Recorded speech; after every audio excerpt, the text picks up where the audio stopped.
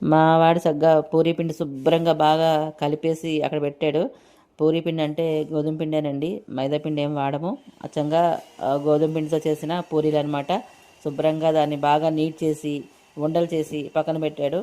అలాగే ఇదిగోండి రెండు రకాల కూరలు అనమాట. ఉల్లిపాయ తినని వాళ్ళు ఉంటారు కదా, ఉల్లిపాయ తినలేని వాళ్ళకి ఉల్లిపాయ లేకుండా, ఉల్లిపాయ తినే వాళ్ళకి ఉల్లిపాయతోటి రెండు రకాల కూరలు చేసి అక్కడ పెడితే, పూరీలు వేయించేసి పక్కన పెడితే వేడివేడి పూరీలు వేస్తూ ఉండగా అలాగ అందరికీ మా మేనగోడలు సర్వ్ చేసేసింది.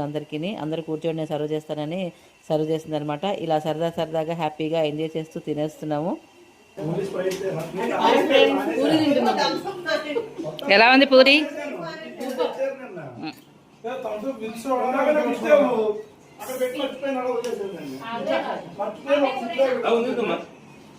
చాలా సంవత్సరాల తర్వాత ఇలా దివాళీకి మేమందరము గెట్ టుగెదర్ అయ్యి